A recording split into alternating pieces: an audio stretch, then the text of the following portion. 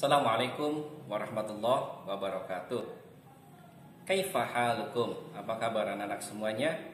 Semoga kita semua senantiasa selalu dalam keadaan sehat walafiat dan kita semua diberikan kemudahan oleh Allah Subhanahu wa taala dalam melaksanakan aktivitas.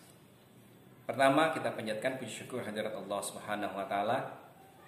Salawat serta salam semoga senantiasa terlimpah kepada baginda Nabi besar Muhammad sallallahu alaihi wasallam.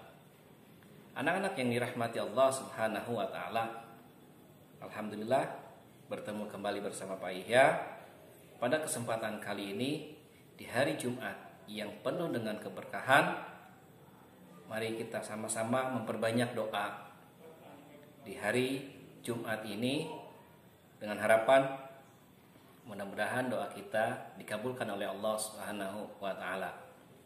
Pada kesempatan hari ini Pak Ihya akan menyampaikan kegiatan sirah, yaitu kisah para sahabat Nabi, di mana dengan tujuan kita pertama mengetahui perjuangan para sahabat, kemudian akhlak baik yang harus kita ikuti, yang harus kita teladani, sehingga di dalam kehidupan sehari-hari kita bisa mendapatkan banyak teman, kita mendapatkan ketentraman hati. Nah, sahabat siapa yang akan Pak Ihya sampaikan pada kesempatan hari ini?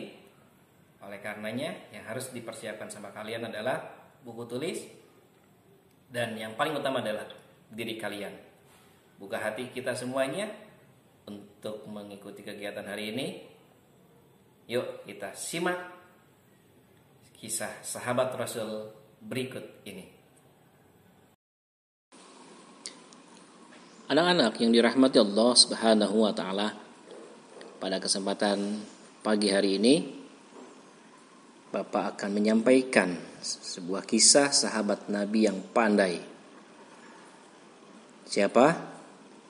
Yaitu Mu'adz bin Jabal bin Amr bin Aus al-Khazraji, atau dengan nama julukan Abdurrahman.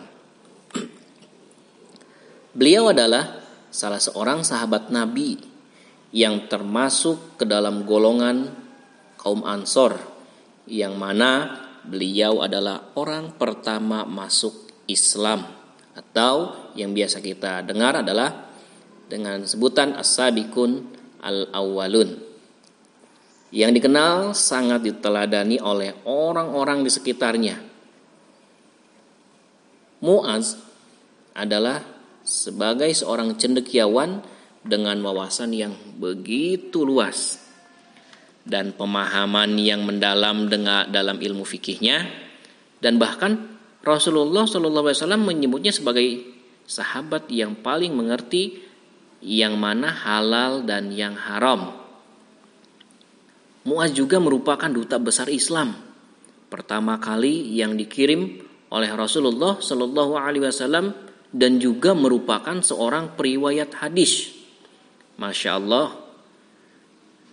Kemudian beliau ketika di komplek makam yang dapat ditempuh dalam 1 jam perjalanan dari kota Irbid, juga terdapat perpustakaan yang lengkap dengan koleksi buku dan menyimpan buku-buku sejarah perjalanan,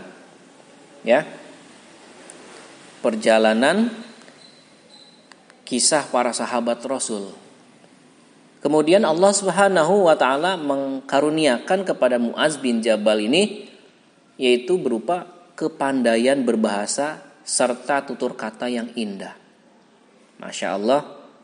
Tentunya kita menginginkan kan kita menjadi orang yang pandai, kita mempunyai tutur bahasa yang baik, ya, seperti yang Rasulullah Shallallahu alaihi wasallam sampaikan di dalam hadisnya, man kana yu'minu billahi wal yaumil akhir falyakul khairan aw liyasmut. Ya, berkata yang baik atau diam.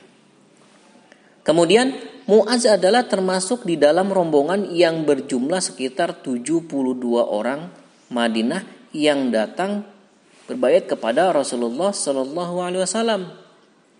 Padahal Mu'adz baru memasuk agama Islam di usia yang 18 tahun. Kemudian Mu'adz berislam berkat dakwah sahabat Rasul yang bernama Mus'aib bin Umair ketika berada di Madinah. Sejak itulah Mu'adz belajar Islam secara mendalam.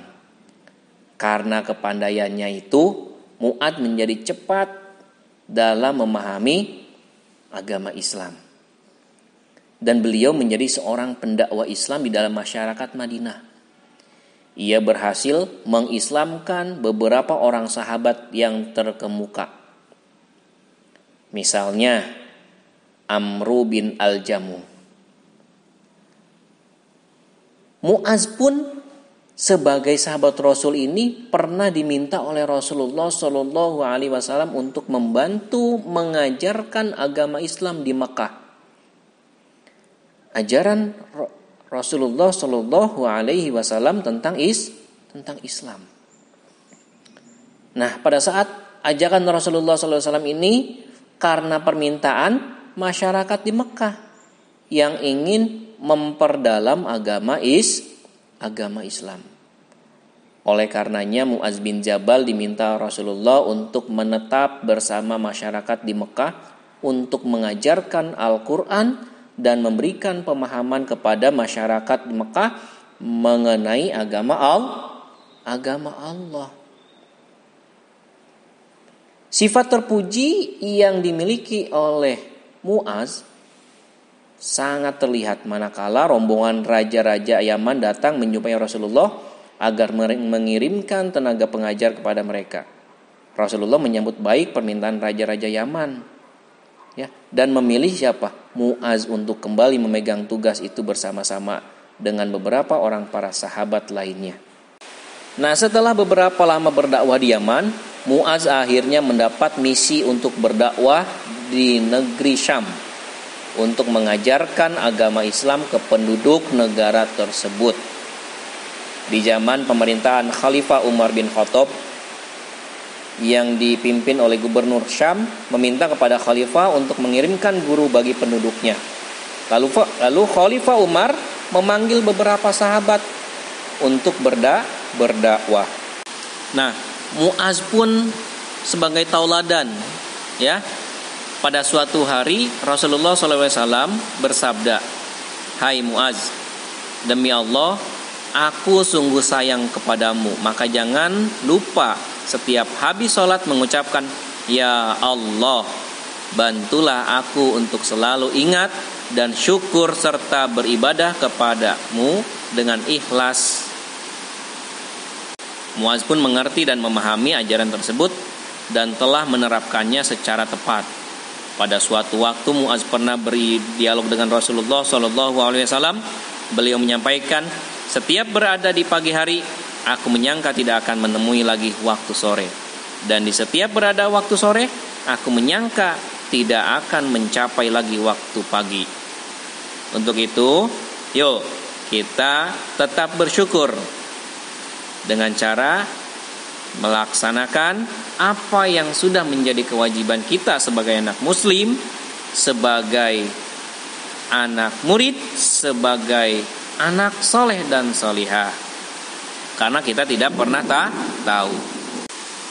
Untuk itu, semoga kisah sahabat Rasul yaitu Mu'adz ini memberikan kepada kita hikmah dari perjalanan hidupnya beliau, dan semoga kita menjadi orang yang bermanfaat. Kita tutup dengan subhanakallahumma wa bihamdika asyhadu an la ilaha illa anta astaghfiruka wa atubu ilaik.